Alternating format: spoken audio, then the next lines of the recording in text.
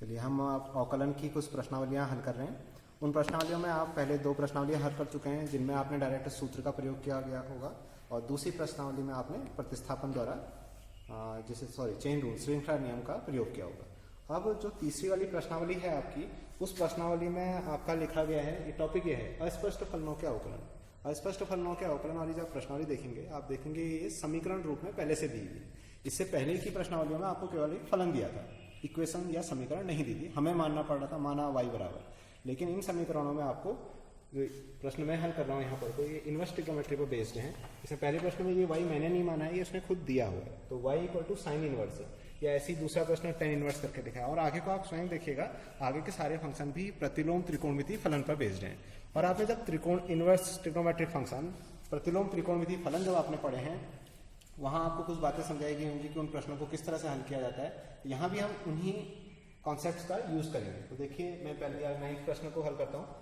इन प्रश्नों को हल करते हो तो सीधे हम श्रृंखला नियम नहीं लगा सकते। आप ये भी कह सकते हो सर अवकलन करना है, साइन इनवर्स का अवकलन तो हमें आता है। साइन इनवर्स का अवकलन क्या होता है? 1/√(1 - x²). मैं श्रृंखला नियम से कर सकता हूँ इसको, लेकिन श्रृंखला नियम से ये क्वेश्चन थोड़ा लेंदी हो जाएंगे। इसलिए हम लोग क्या करेंगे, ये बाहर से इनवर्स ट्रिग्नोमेट्री है, इनवर्स ट्रिग्नोमेट्रिक फंक्शन है, तो अंदर हम क्या यूज करेंगे कि किसी तरह से ये ट्रिग्नोमेट्रिक फंक्शन बन जाए। बाहर से साइन इनवर्स है तो अंदर भी क्या बन जाए, साइन बन जाए, या फिर क्या बन जाए उसका को। साइन का को होता है कोसाइन, दैट मीन्स साइन का फंक्शन या कॉस का फंक्शन किसी और का फंक्शन बनेगा तो ये मुझे फायदा नहीं करेगा। अब आप देखिए कैसे बनेगा। अब ये अलजेब्रा फॉर्म में लिखा है, ये त्रिकोणमितीय फलन तभी तो बनेगा जब इसमें कोई मैं त्रिकोणमितीय फलन रखूंगा, और 6 ही त्रिकोणमितीय फलन मुझे आते हैं। क्या आते हैं? मैंने कहा चलो साइन रख के ट्राई करते हैं। तो आप देखिएगा 2 sin theta upon 1 + sin² theta. लेकिन आप देखिए 1 + sin² थीटा कोई सूत्र ही नहीं होता, इसलिए मैं साइन नहीं रख रहा हूँ इसमें। फिर आपने ऐसी ट्राई किया कॉस रख के, आपको वहां भी नहीं होता सूत्र। लेकिन जैसे ही आप tan थीटा रखते हो तो मैंने क्या माना x बराबर tan थीटा। अगर मैंने x की जगह tan थीटा लिखा तो आपका प्रश्न बन जाएगा y equal to sine inverse 2 tan theta upon 1 + tan² theta. अब आप कक्षा 11 में जो सूत्र पढ़े हैं त्रिकोणमितीय फलन के, उन सूत्रों को याद करिए। तो आपको अगर याद होगा ये 2 tan theta upon 1 + tan² theta sin 2 theta का सूत्र होता है। नहीं याद होगा तो आपको थोड़ा सा सॉल्व करना पड़ेगा, tan को sin अपॉन cos लेके एलसीएम लेके, तब भी आपके पास ये sin 2 थीटा बन जाएगा। और sin 2 थीटा का कौन सा वाला फॉर्मूला बन जाएगा? 2 sin थीटा cos थीटा। मुझे डायरेक्ट याद था इसलिए मैंने डायरेक्ट लिख दिया है। कौन सा सूत्र यूज किया है? sin 2 थीटा का सूत्र होता है 2 tan theta upon 1 + tan² theta.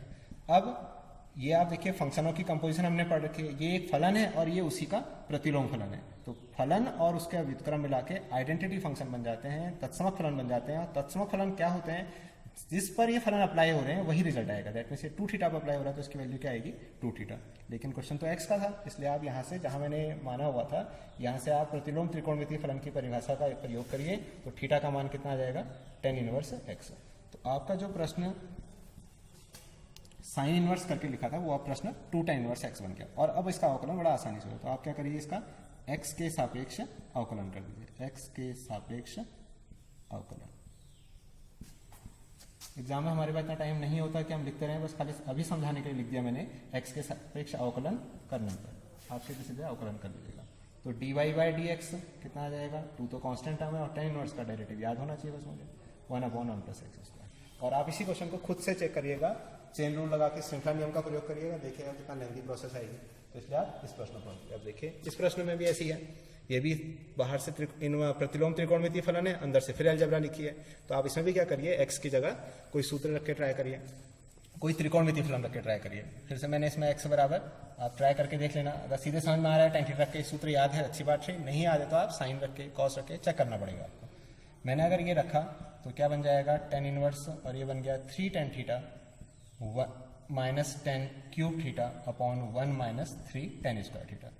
फिर से आप सूत्र को याद करिए, और ये किसका सूत्र है? tan 3 theta. और tan inverse of tan 3 theta की वैल्यू फिर से वही फलन है, और बाहर से उसी का इनवर्स या प्रतिलोम त्रिकोणमितीय फलन है, तो आइडेंटिटी फंक्शन तत्सम फलन बन जाएगा। और किस पर अप्लाई हो रहा है? 3 थीटा पर। फिर वही मेन क्वेश्चन तो x का था, तो थीटा की वैल्यू यहाँ से शिफ्ट करिए, क्या बन जाएगा? प्रतिलोम त्रिकोणमितीय फलन की परिभाषा से tan इनवर्स x। तो मैंने यहाँ रख दिया tan इनवर्स x।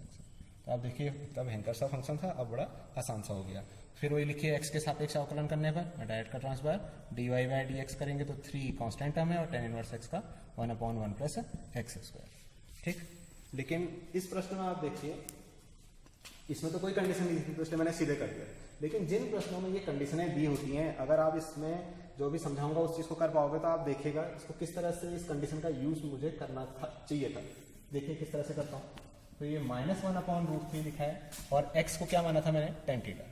ये तभी करिएगा जब आपके सामने आए इसको, ठीक। उतना जरूरी नहीं है अभी आपके एग्जामिनेशन पॉइंट ऑफ व्यू से, लेकिन बहुत इंपॉर्टेंट चीज़ है। ये tan थीटा लिखा हुआ है तो आप देखिए ये भी tan सोचिए, tan की वैल्यू 1/√3 कितने में होती है। माइनस का समझ में नहीं आता तो 1/√3 को याद कीजिए। तो आप सोचिएगा tan की वैल्यू 1/√3 कितने में आती थी, tan 30 में। तो मैं यहाँ 30 लिख दो या फिर 30 को रेडियन में कितना लिखते हैं, π/6। तो ये tan थीटा हो गया। ये रिजल्ट क्या आ जाएगा, tan ऑफ -π/6। सब जगह tan है इसलिए सीधे सीधे सोचिए tan सब में गायब हो गया, तो ये बन गया -π/6, ये बन गया थीटा और ये बन गया π/6। लेकिन जब मैंने ये यहाँ वैल्यू रखी और उसके बाद ये त्रिकोणमिति फलन और बाहर से प्रतिलोम त्रिकोणमिति फलन लगा तो फंक्शन थीटा का नहीं बना है, किसका बना है, 3 थीटा का। तो आपको देखना पड़ेगा कि 3 थीटा क्या बन गया। तो 3 थीटा की वैल्यू क्या बन गई, -90 से +90 के बीच में आ गई। 3 से गुणा कर रखा है, इतना आप समझ गए होंगे। इसका मतलब जो ये 3 थीटा कोण है ये कहाँ लाया कर गया, कहाँ बिलोंग करा, -π/2 से π/2 के बीच में। और होना भी यही चाहिए।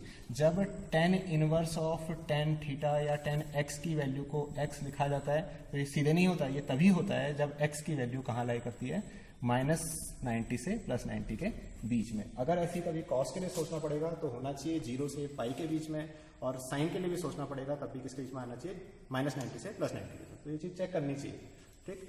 धन्यवाद। आगे का प्रश्न आप खुद ट्राई करिए।